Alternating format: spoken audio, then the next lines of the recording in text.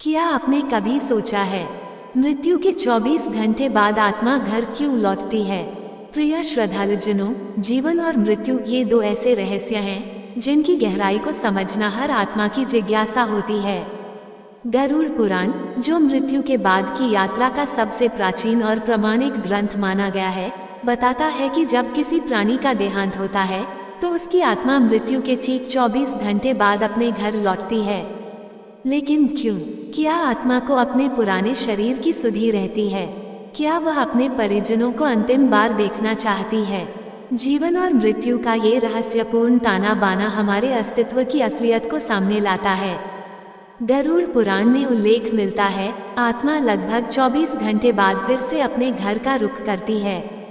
यह एक गूढ़ विषय है जिसके बारे में जानने की उत्कंठा हर मन में रहती है।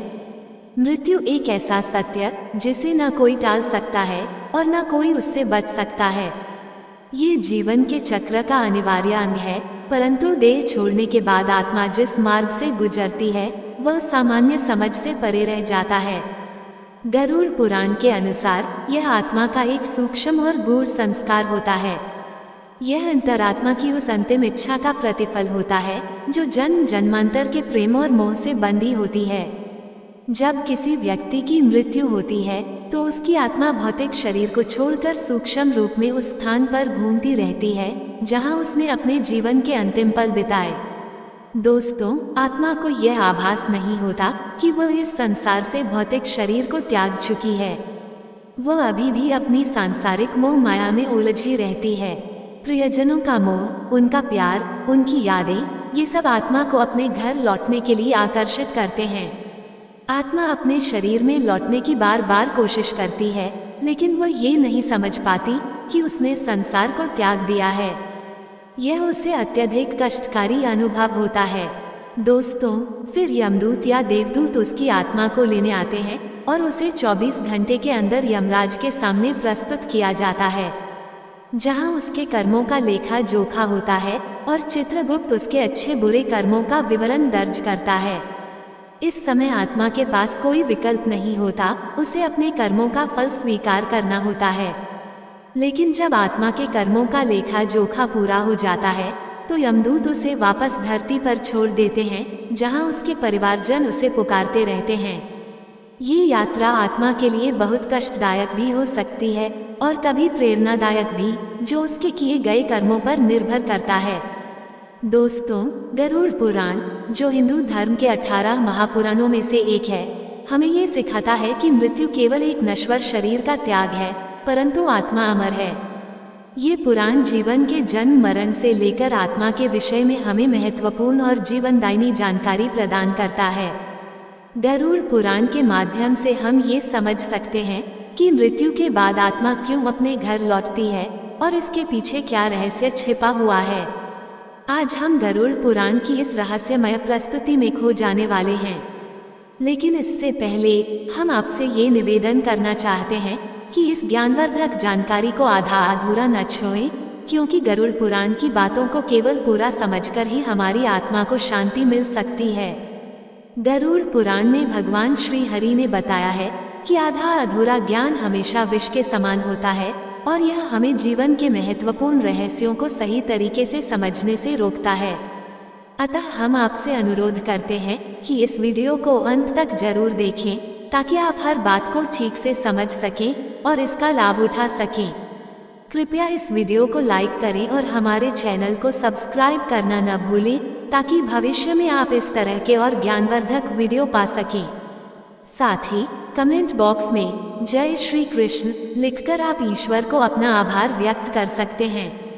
इससे आपके जीवन से जुड़ी समस्त दुखों का अंत होगा और जीवन में शांति और खुशहाली आएगी। तो चलिए जानते हैं इस अद्भुत रहस्य के बारे में, जो हमें मृत्यु और आत्मा के सफर की गहरी समझ प्रदान करता है।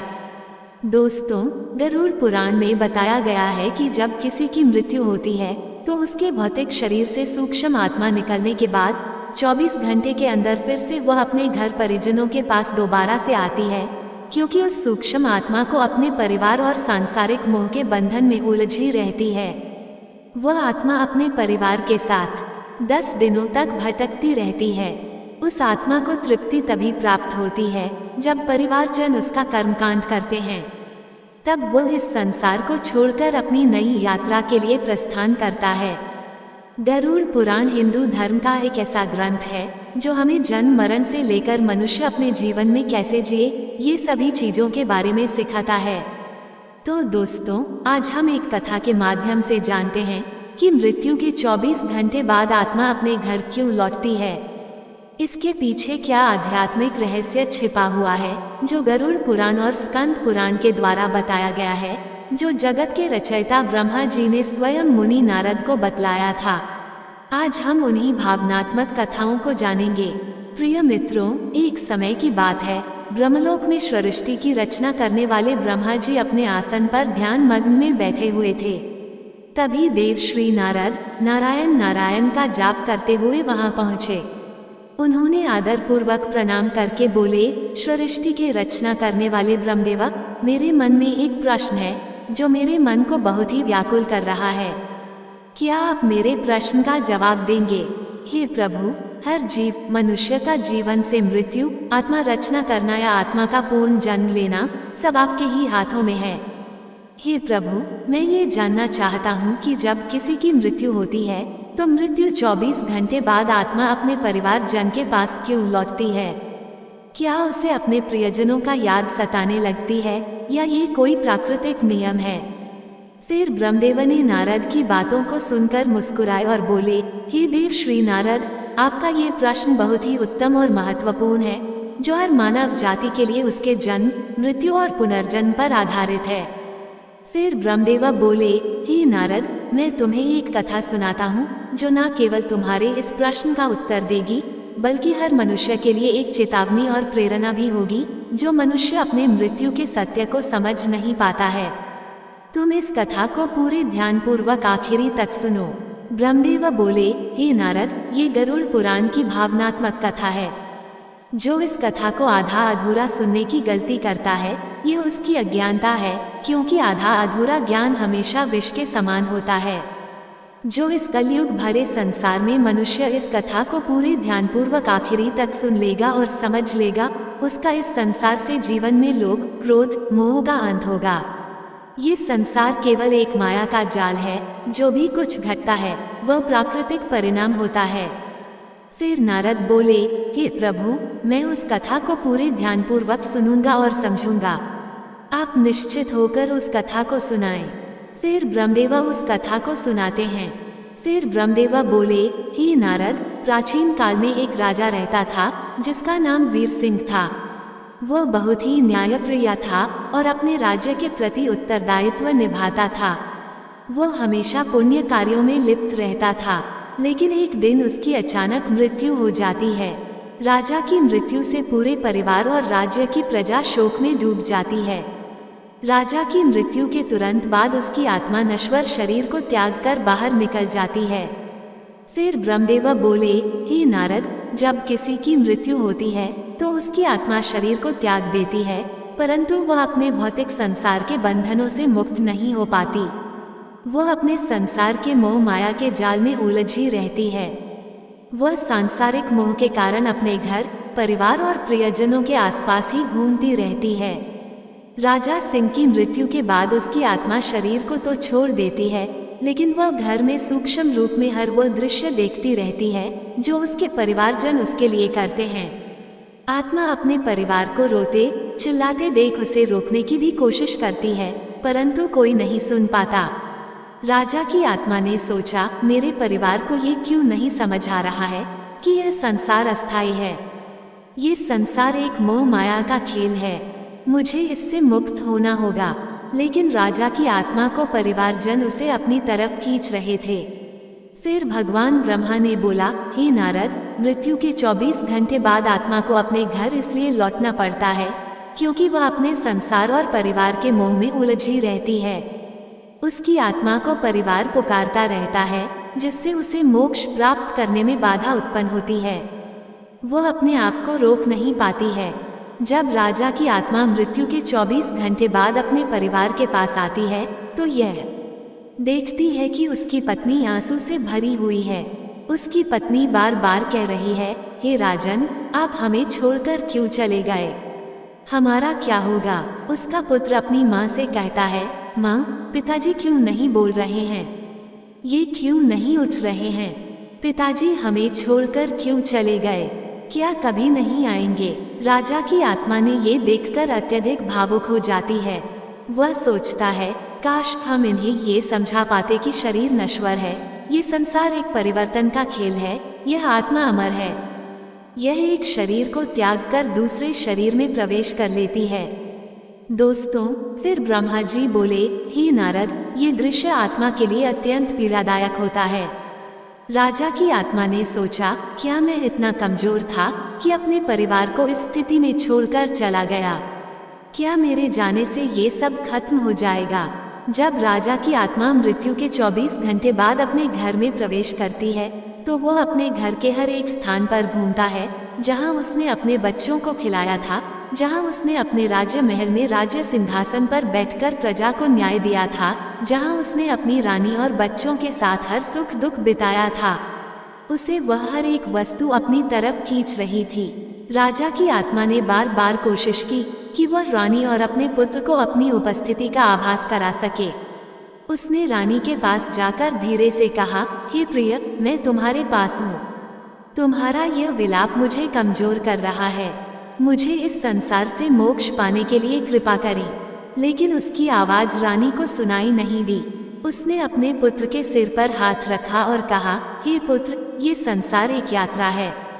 हर आत्मा को इसे छोड़कर आगे बढ़ना पड़ता है। तुम मेरे बिना भी मजबूत बन सकते हो। लेकिन उसके पुत्र ने उसकी आवाज नहीं सुनी। फिर आत्मा ने निराश होकर अपने परिवार की ओर देखा और कहा, क्या यह मेरा मोह है जो मुझे संसार की इच्छा में बांध रहा है, या उनके आंसू जो मुझे रो रो कर पुकार रहे हैं? नारद अब समझ गए कि मृत्यु के 24 घंटे बाद आत्मा अपने घर क्यों लौटती है। फिर नारद ने भगवान ब्रह्मदेव को प्रणाम दिया और तुरंत राजा के राज्य महल में जा पहुँचे, जहाँ उसका मृत शरीर था और जहाँ उसकी आत्मा घूम रही थी। नारद को वहाँ पहुँचने के बाद वातावरण पवित्र और शुद्ध हो गया। उन्होंने राजा की आत्मा को सूक्ष्म रूप में देखा और बोले, हे राजन, तुम्हारा मोह ही तुम्हारी सबसे बड़ी बाधा है जो तुम्हें मोक्ष पाने में उत्पन्न कर सकता है। हे राजन, ये संसार कर्मों का चक्र है। तुम्हारा शरीर नश्वर है, संसार का हिस्सा नहीं है। तुम्हारी आत्मा को इस मोह को त्याग कर आगे बढ़ना है, लेकिन तुम्हारे प्रियजनों का मोह माया तुम्हें अपने कर्मों से रोक रहा है।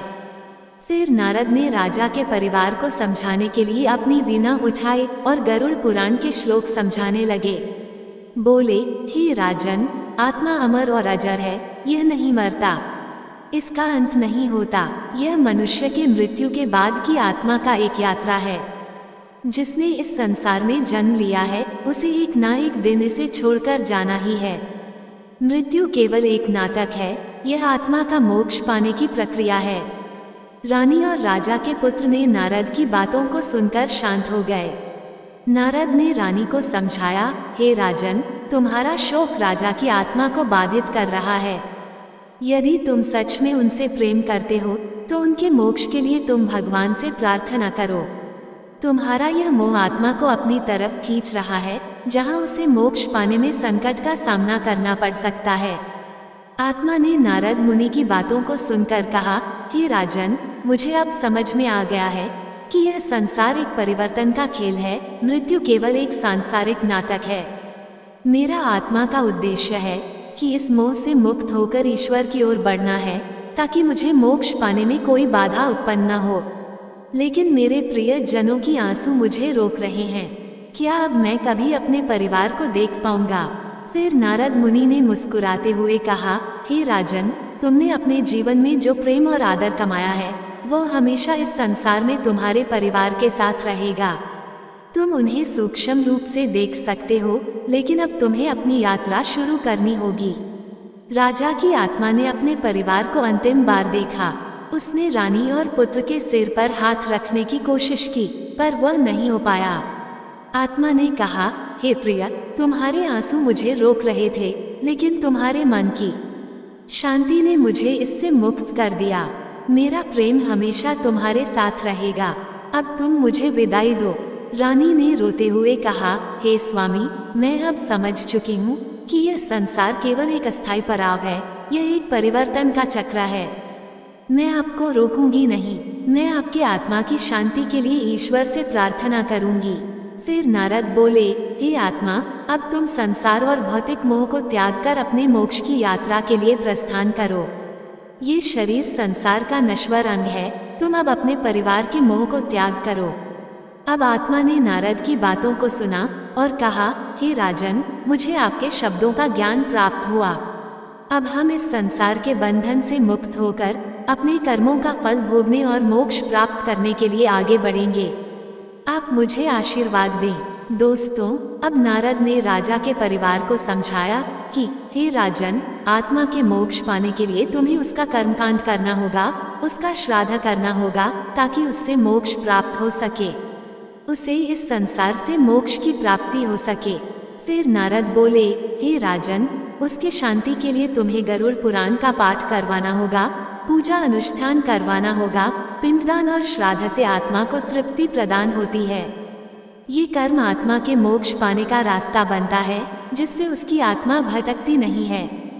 राजा के परिवार ने नारद की बातों को दृढ़ संकल्प के साथ स्वीकार किया और राजा की आत्मा के मोक्ष के लिए उसका श्राद्ध पिंडदान किया, गरुड़ पुराण का पाठ किया, पूजा अनुष्ठान और हवन किया।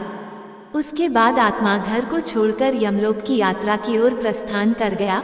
वह हमेशा के लिए अपने परिवार से अलविदा हो गया। दोस्तों, ये कथा हमें ये प्रेरणा देती है कि मृत्यु केवल एक जीवन की यात्रा है। हमारा आत्मा अमर और अजर होता है, वह कभी भी नहीं मरता। मनुष्य की मृत्यु के 24 घंटे बाद आत्मा अपने घर इसलिए लौटती है क्योंकि उसके परिवारजन उसे बुलाते रहते हैं। परिवार का रोना और चिल्लाना उसे बहुत व्याकुल करता रहता है। उसे यह समझना इतना आसान नहीं होता कि उसने इस नश्वर संसार को त्याग दिया है। ये समय आत्मा के लिए बहुत ही कष्टदायक होता है। ये संसार केवल एक परिवर्तन का चक्र है। दोस्तों, गरुड़ पुराण हमें सिखाता है कि यह जीवन हमारे कर्मों का फल है। इस ग्रंथ में यह समझने की प्रेरणा दी जाती है कि हर जीव प्राणी का जीवन नश्वर है। जो मनुष्य या जीव प्राणी जन्म लेता है, उसे इस संसार से मुक्त होकर ईश्वर से मिलन होना है। गरुड़ पुराण हिंदू धर्म के महान ग्रंथों में से एक है, जो हमारे जीवन को सही दिशा में चलने का ज्ञान देता है। ये हमें ये सिखाता है कि मनुष्य का जन्म और मृत्यु केवल संसार के बंधन का मोह है। ये ग्रंथ न केवल जीवन और मृत्यु के रहस्यों के बारे में बताता है, बल्कि यह भी समझाता है कि मनुष्य अपने जीवन को किस प्रकार सही दिशा में ले जाकर उसे बेहतरीन बना सकता है। गरुड़ पुराण हिंदू धर्म का वह अमूल्य ग्रंथ है जो हमें जीवन के हर पहलू को समझने का अवसर देता है। ये ग्रंथ न केवल मनुष्य के जन्म मरण के रहस्यों को उजागर करता है, बल्कि हमें ये भी बताता है कि वर्तमान जीवन को कैसे सही दिशा में जीना चाहिए। दोस्तों, जीवन एक दुर्लभ और अनमोल अवसर है, जिसे अगर सही दिशा में लिया जाए तो यह आत्मा को मोक्ष की ओर अग्रसर कर सकता है। गरुड़ पुराण में ये बताया गया है कि मनुष्य की मृत्यु के 24 घंटे बाद आत्मा अपने परिवारजन के पास लौटती है। ये लौटने का कारण सिर्फ परिवार के मोह का नहीं, बल्कि आत्मा के लिए यह एक अनिवार्य प्रक्रिया है, ताकि वह सूक्ष्म रूप में अपने परिवार के साथ कुछ समय और बिता सके। जब आत्मा का 13वां संस्कार होता है, तो वह इस संसार को पूरी तरह से छोड़कर अपनी अंतिम यात्रा पर प्रस्थान करता है, एक ऐसी यात्रा जो उसे मुक्ति की ओर ले जाती है। दोस्तों, गरुड़ पुराण में बताई गई इन बातों को हमेशा ध्यान में रखें और सत्य की राह पर चलें। ये संसार केवल एक मोह माया की छाल है जो हमें मुक्ति की प्राप्ति में बाधा डालता है। यदि हम अपने जीवन को सत्य और धर्म की दिशा में अग्रसर करते हैं, तो आने वाला जीवन न केवल सुखद होगा, बल्कि प्रेरणादायक भी होगा। आप इसे अपने जीवन में उपयोगी पाएंगे। आपका बहुत बहुत धन्यवाद। हर हर महादेव। ओम नमः शिवाय। राधे राधे। प्रेम से बोलिए जय श्री हरि विष्णु। ऐसे ही और भी रोचक और आध्यात्मिक वीडियो के लिए चैनल को सब्सक्राइब कर लें। दोस्तों, आपको ये कथा कैसी लगी, कृपया कमेंट करके जरूर बताएं। वीडियो पसंद आया हो तो लाइक करें और अपने दोस्तों के साथ शेयर करें। कमेंट बॉक्स में जय श्री कृष्ण लिखना ना भूलें। फिर मिलते हैं एक और दिलचस्प वीडियो के साथ। धन्यवाद।